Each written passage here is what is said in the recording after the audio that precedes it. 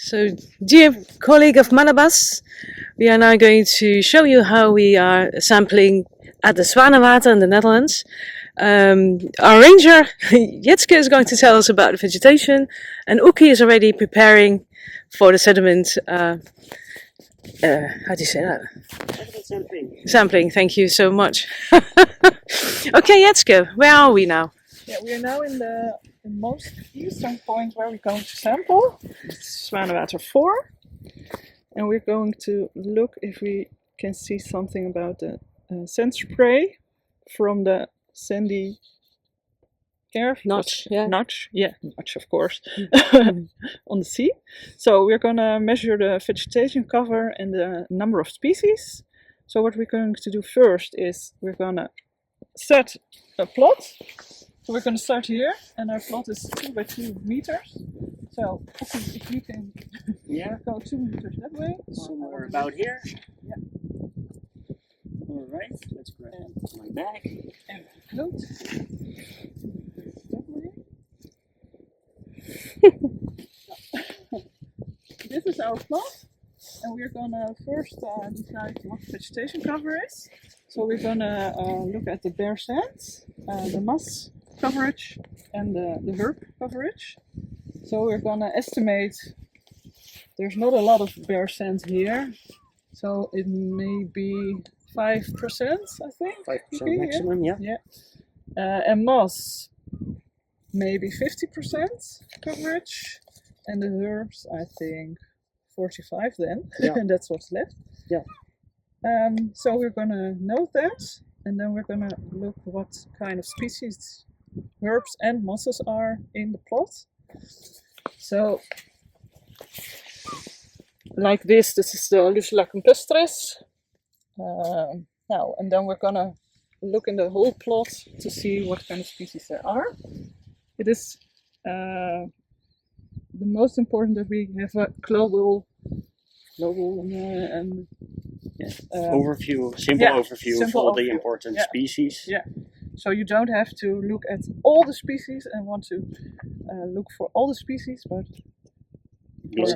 global overview is enough. Yeah. Alright, so now I'm going to show you how we are going to sample the sand here. We're pretty far away from the notch, so the sand spray doesn't show very properly, so we kind of have to sample in between the species of plant over here. So the most important part is that you don't take a very deep sample, because you're gonna sample the soil instead of the sand spray. So what we're gonna do is it's gonna take some time, but we're just gonna take some of the surface sand and put it into our sample container. Of course, after sampling, it's really important to note the sample location and a sample name. So please don't forget that. And the important part is that we have about half a sample container full of sand. This is so in case one of the measurements goes wrong, we still have enough material to sample. But like I said before, it's going to take some time, especially in this location and the undisturbed location, to get enough sand. But eventually we will get there.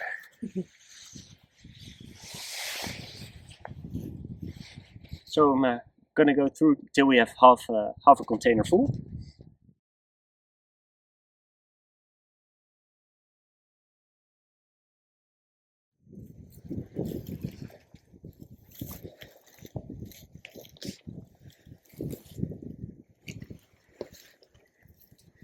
Hi, Jitske. Hi again. So where are we? We are now in the reference plot, so that's Zwanewater 5. And that's a plot to see if there's an undisturbed vegetation, how that looks like. And we chose this one because the main wind is like this. So we don't expect any effect from the notch on Zwanewater 5. So we're going to do the same here as on the 4th plot. So we have set a plot from 2 by 2 meters, and now we're gonna look at the vegetation cover, the moss cover, and the bare sand. And you can see there's not a lot of bare sand here. So we have to estimate how much percent bare sand is here. So it's not totally 2%. Yeah, maybe 1-2%. The moss coverage is a little bit higher because you can see on the grass there's moss as well. So that may be 60%. And the herbs and grasses 49. 49. Yeah, but there's 39. some coverage Yeah. from the grass above the moss, so it can be a bit more than 100%. Yeah. So maybe it's also 60, I think. And the next step is to look at the species, what kind of species there are. Yeah. Well, I don't know the English name from the fern, but Mainly quite some marron grass here. yeah, marron grass.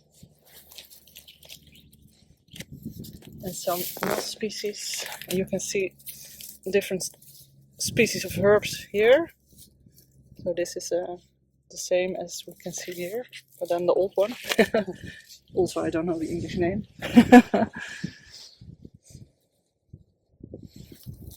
Yeah. Alright, so we're now at the reference location. And like we already discussed, there's not a lot of bare sand here, but there's a little trick that we can use so we can actually get some sand samples here. And the idea is, I already got a bit of a head start because it will take a while, but underneath the mosses there is some sand. And we can sample the sand that's right underneath the mosses because that is the top layer of the sand spray on which the mosses have grown. So that way we can get a bit of sand. And it, like I said, it will take a while, but eventually you end up with half a container full. And don't forget to put the sample name, sample location, sample year on the sample container so we know when it was taken. And this way, even at the reference location, we can get a proper sand sample.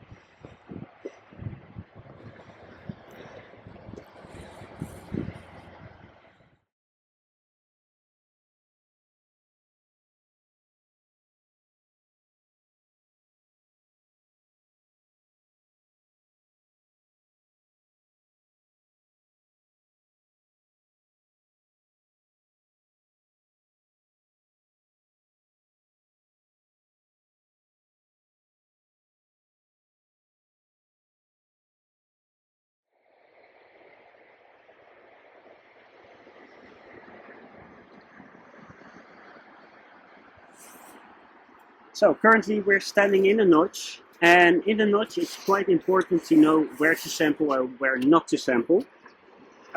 In this case, we're standing next to a grain flow, and it's really important to not sample in a grain flow. If we look closer, we can see sorting of grains, where the larger grains, I just moved the grass and it's already moving again, so that's pretty nice. And what we see is that the larger grains, they are getting concentrated along the edges of these grain flows. But this grain flow runs all the way down into the bottom of the notch, and it's important not to sample any of this sand. You can see the differences in colors, the differences in grain sizes. So this is not a representative sample for the notch itself. It's much better to pick a homogeneous part of sand, somewhere where it's not disturbed. I leaned on this sand, so it's a bit disturbed. But where the color is homogeneous, where you do not see any sorting like we see in the grain flows. And the easiest way to sample is just take your sample container and just sample the top half centimeter. It's quite fast here, not like the samples in the backland, in the hinterland. And that way we have a nice representative sample of the notch. important is the sand. The vegetation is less important here than in the back, in the east part. Most part is marram grass with maybe a few herbs in between. But sand is most important here.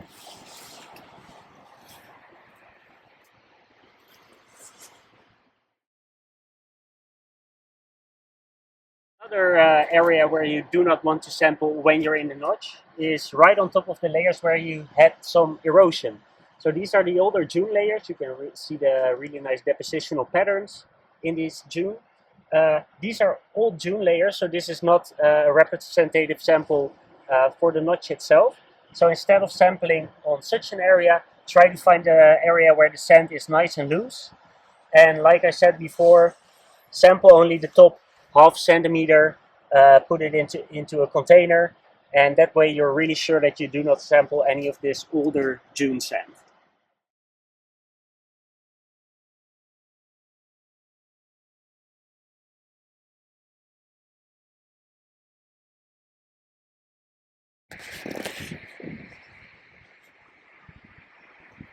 We're now in front of the notch, and you see some forming of embryo dunes. So that's ecological, it's very nice to have those embryo dunes. But for your notch and the sand flow, it is not a really good thing, because you want the sand to spread really easily in the notch. So you can see there's a little bit of vegetation here. In the embryo dunes you have sand couch grass and some marram grass. And sometimes you have a few more herbs, but in this area the vegetation is not that important for your plot, so the sand is the most important thing where you have to look at. Yeah. So what do we have to choose? So again, almost, yeah, it's quite similar as inside the notch. You see some very nice old embryonal dune layers over here exposed. You don't want to sample any of these. There's also quite some grain flow patterns here, which you already seen in the notch that causes sorting of grains. So please stay away from the embryonal dunes and look around you, look at the beach, and find a spot that's kind of representative for that area. So right over there I see quite some big shells. There's even some pebbles in the sand.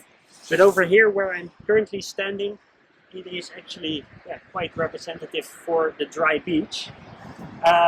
What's important with sampling here is we have the nice ripples.